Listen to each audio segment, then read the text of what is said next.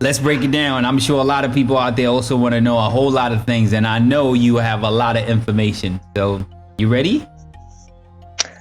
Bring it on. Okay, first of all, can you explain to us where we are? Because I'm still confused. There are pre-qualifiers, qualifiers, and windows and all that. Just break it down real quickly so we understand. Where are we? What stage are we on right now? Okay, so we are heading into the second window of round one of Afrobasket qualifiers. Pre-qualifiers are done.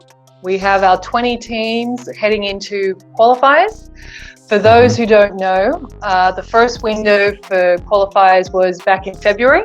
Group C, which consists of Cameroon, Cote d'Ivoire, Equatorial Guinea, and Guinea, played their games, and Cote d'Ivoire finished top of that group with 3 wins, followed by Cameroon, then Equatorial Guinea, and Guinea went home with no wins, unfortunately. So that's one of the 5 groups done. And starting this week, starting tomorrow, we'll see the 4 other qualification groups. I was about to say pre-qualifiers. 4 qualification groups, groups A, B, D, and E, are set to start their first rounds tomorrow. Okay, that's pretty interesting. First of all, I want to know, why have they played already? And is Cote d'Ivoire that hot? Because I know a lot of people think Cameroon is really great, but 3-0, they beat everybody. What happened to Cameroon? So the reason why Group C started in February is because FIBA has specific windows for qualifiers. So in Africa, there are 3 windows, and you choose when you want to do your first round and your second round. Happened to be that Cameroon were hosting and they wanted to get games over and done with in February. And so the other 4 groups decided they wanted to wait to November. So we'll see the end of the first round after these games played this week, and then everybody will play the second round in February 2021. So the reason why I think Cameroon wanted to host early is because that's when their stadium was available. They hadn't played since December 2018, and they felt it was time to get their team together. Cote d'Ivoire was coming off the World Cup back in September 2019, and so they were quite hot. It was pretty much the same team that had played at the World Cup. They have great chemistry. They have the same coaching staff. And there's been a lot of talk about the rivalry between Cote d'Ivoire and Cameroon, purely because of the positioning for World Cup. We won't go into that here. But it hurt Cameroon a lot to lose at home to Cote d'Ivoire. And I expect they'll come firing back at them in the second round in February next year. Okay. All right, so should we move to Group A and then work our way all the way to Group E? Let's go to Group A. Sounds we like got Tunisia, Central African Republic, Congo DR, and Madagascar. So who you got? Definitely. I'm going with Tunisia, winning 3 games in this week. I think they'll win all 3 games in the first round. They've been in camp for about 8 weeks. Oh, sorry, I actually should say 4 weeks. I was thinking for BAL team, but the national team has been together for a long time. They've got a great core. Omar Abada, El Mabrouk, Ben Robdan. These guys have been together 5, 6, 7 years. A lot of quality experience. They're Afrobasket defending champions. They're a well-organized team, great chemistry. And I think that's their major advantage over Congo, Central African Republic, and Madagascar. Okay, I gotta agree with you there, and I know I'm getting a jersey from Omar Bada, right? We spoke about that. I'm going with Tunisia also on that one. I am sorry, Omari, but I really don't think you guys got it against Tunisia. But Omari, that's my people. He loves Tanzania because Tanzania is coming next time. But yeah, I gotta go with you there. And look, I've got to say, I think that actually the most exciting game in that group will be Central African Republic versus the DRC, and who's really going to fight for that second position, because you don't want to go into the second round with only 1 win. So it's going to be imperative for those 2 teams to get one up on each other, and both have like a lot of quality players. Max, who plays for Central African Republic, Omari. I think Maxi Shamba is one of the better point guards in Africa. Him versus Omar is going to be exciting to watch. Okay, so who do you think has the advantage there? Is it the DR or Central? I'd say DR has the talent, but Central African Republic have the experience. So I actually can't pick a winner, to be honest. Okay, Madagascar. So hey, I think they're going to be fun to watch. They're going to be fun to watch, but I think unfortunately they're going to go home winless after this round. Unfortunately. Let's jump to Group B. We got Senegal, Angola, Mozambique, and Kenya. Woo! It's a tough one. Oh my God. Who you got? Oh, I'm actually going to say I'm going to go with Angola on this one. Bit controversial because the biggest matchup of this group is Angola versus Senegal. Reason I'm giving Angola the 3-0 win would be because basically that team is Petro de Luanda, because no other club team was allowed to practice in Angola, and Petro was getting ready for the BAL. So they had been practicing for that, and now that club team is basically representing Angola. They've got good chemistry, they've been training together, they'll have conditioning as an advantage, whereas Senegal, a lot of these guys, as you know, play overseas, and so some of them are only going to be able to attend team practice the day of, like, tomorrow. So they won't have a lot of time for bonding. Yes, they've played together for a while, but I think Angola will edge them just because of chemistry. Okay. So you're thinking Mozambique and Kenya will be fighting for the third spot, not really even the second spot. Definitely. Yeah, definitely. I think Mozambique, Kenya is also probably an exciting game to watch because that's going to determine who goes home winless or who comes in third.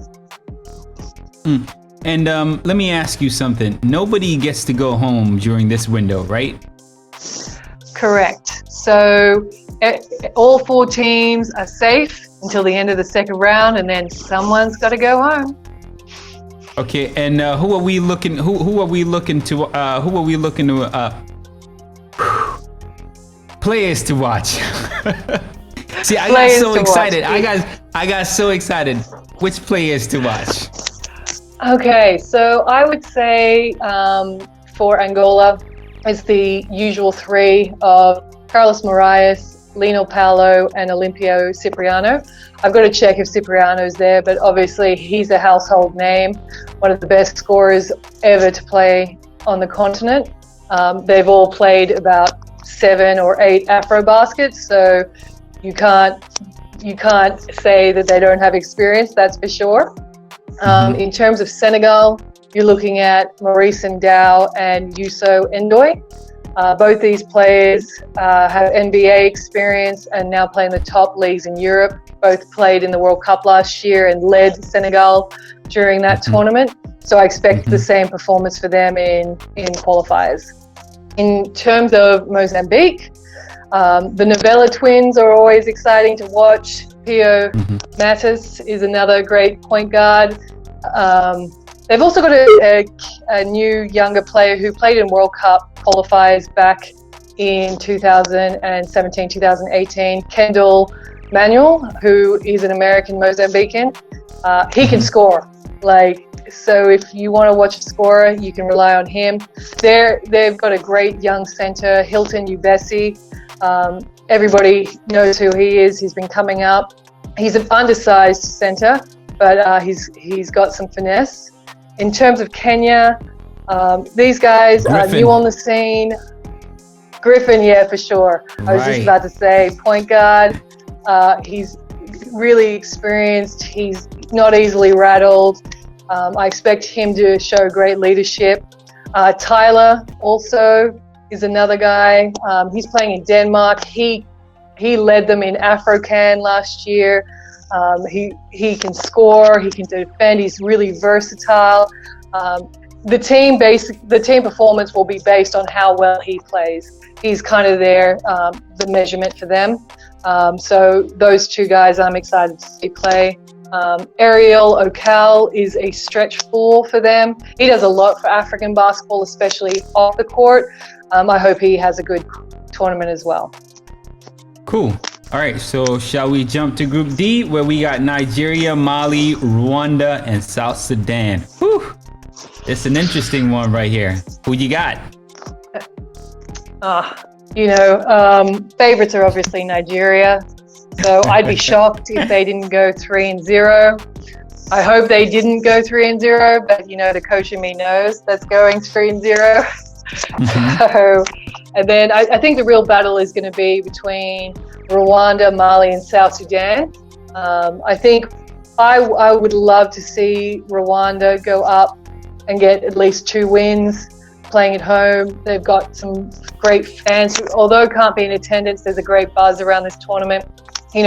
My guy Kenny is always going to put on a show, Right. Wait a minute, Coach Liz, you said you would like. Is that a wish, or do you think that's going to happen? Look, until I get a proper look at Mali's really experienced. I think they're a tough physical team. They're never going to back down. And I think if they can get a lead over Rwanda early, that's their game. If they can't, then Rwanda's in for a chance. South Sudan, just because of what I've seen in pre-qualifiers, I'm not feeling all that confident in terms of their performance. I can't see much changing from what we saw in Cameroon, regardless of the fact that they're bringing people in. But hey, they could surprise us. So Mali and Rwanda are fighting for 2 and 3, and I think South Sudan might get a win, but I wouldn't be surprised if they went home 0-3. So I know we kind of jumping from one group to the next. It's something I want to ask you. I know South Sudan has had like 9 lives so far, and I heard that they got like 6 or 4 new players or something like that coming in from NCAA. Is that going to make a difference? Oh, Is sure. this a completely different team? No, look, they've still kept their core. The Melbourne crew is what I call them. They're mostly from Melbourne, Australia. They played in Kenya. They had another opportunity in Cameroon, and now they have another opportunity in Rwanda. So this core has a lot of answers, hopefully, for this team. Or you have to question, really, why they were still selected for games in Rwanda. I think the addition of these new players certainly helps, but this team really has struggled with chemistry. And so I'm not quite convinced that, adding 6 new players is really going to be the answer that they're looking for. So I'm going to ask you this. You're a coach, right? Do you think the problem lies with the coach? Look, I think they're a young team with an inexperienced coaching staff, and I think that the more tournaments they can go to, the more rounds they can play in, that's going to be the answer for them getting better. Every coach who works with a new team is going to face challenges, and if you haven't coached in Africa before, it's a different style. Especially if you've come from Europe, I think that it would be a challenge for any coach to come in and just be like, okay, this is the second tournament our federation has ever participated in.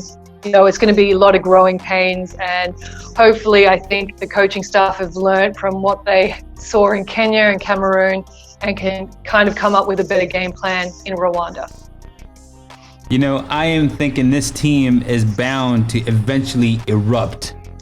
They've had too many chances. They look really good, but something is off. And that's something you might have touched it just now. I totally agree with you 100%. But something is going to click. And if it clicks at the right time, that team is going to be a problem. Oh, I agree. I think I'm not sure if they're going to click in time for this, which would be disappointing. But, come 2024 or 2025, when the next round of Afrobasket qualifiers comes through, this team is going to be better because of this experience. Okay. All right, let's keep it moving. We got Morocco, Egypt, Uganda, and Cape Verde in Group E. You know who I'm going with. Maybe I should let let's you start with speak you. first about Cape Verde. Why don't you tell me about them? Well, they're going all the way. I mean, there's really not much to talk about it. It's over. That's it. With a straight face, I'm letting you know. Cape Verde all the way. They're going to surprise everybody. I'm looking at that team. I think they're going to surprise people too, but not as much as you think that they're going to surprise people. Yeah, I understand that. But, you know, I saw something. I saw this calmness. It's like a quiet storm with that team. They have just the right pieces. The backcourt is lethal. And then we still haven't seen the two brothers come in, right? Well, at least I didn't. I didn't get to see them play with the team this year. But I've been watching them. I've been following them. I'm just, you know, it's having Shane with those two guys, especially Ivan. It's going to be a problem. And then you have the young blood, Gomez. Oh, my God. And then you have Seko. Oh my God, those hard screens and all that, really smart player, a hustler. It's a quiet storm. That's what I call a quiet storm. But you go ahead. You know what's scary about Cape Verde is we haven't seen their full strength starting five. That's what I'm saying. That's what I'm saying. That team is, I'll leave it at that. You know, like, so what we're going to see in Rwanda from these guys, obviously Joel Almeida will finally be able to play, even though he couldn't play in Cameroon. Ivan Almeida is back from injury. Kevin Cornell is in the house, and Jeffrey Xavier is also coming. So for those who don't know, Jeffrey Xavier in, I think, 2015, Afro, he was averaging 11 threes a game, attempts. Oh my, attempts. Okay. Yeah, attempts. I thought he was dropping 11 threes. Oh, I think he was shooting like 44%. So he must have been hitting at least 4 or 5 a game. That's So Stephen Curry. He's a shooter. Ivan is just one of the most versatile players I've seen for a guy his size. He brings great leadership as well. And like you said, Shane, Fidel, Gomez, they've got some great pieces. And so I think I wouldn't be surprised if they finish second in this group. Second? Behind who? Egypt. Egypt? Wait a minute. Are we going back to 2017? They lost by 1 point in 2017. And you know what? Cape Verde, they have this. Okay, let me not put them out there. Let me not put too much pressure on them. But you know it's going to be payback season. That's what it is. That was 2013, by the way, or 2011. It was 20. Yeah, it was 2013, not 17. Okay, yeah. They didn't play in 2017. Right, 2013 by 1 point. By 1 point. That hurt. They got, yes. And you know it's payback season. That's what's happening this year. Egypt, I'm sorry, Egypt. I know Mahmoud, he was great. Such a great dude. I know they got the Twin Towers and all that. I know they're going to be really good. I know that for a fact. I know for a fact they're going to be really good. But I just don't see them beating Cape Verde. Cape Verde is it's the quiet storm. That's all I can say. That's all I got to say. Look, knowing what I know about what's going on in the Egypt training camp, I would say that they actually don't spend a lot of time looking at their opponents. And that's something they've historically not done either. And I'm not sure why they do, because they often get surprised by teams who they think aren't as good as them. And so Cape Verde could definitely come in and surprise Egypt. I wouldn't be surprised if that happened. I think Morocco, Morocco and Uganda will probably be the teams to come out of this with 1 win each. So that will be probably the biggest battle. And then Egypt versus Cape Verde will decide who wins this group. Okay, and that's another thing right there. I gotta give a shout out to my crew, Uganda. Those are my neighbors. I gotta give them love. And you know, Egypt, they got a bullseye on their back because I know Uganda is gunning for them. Uganda's flying under the radar. Yes.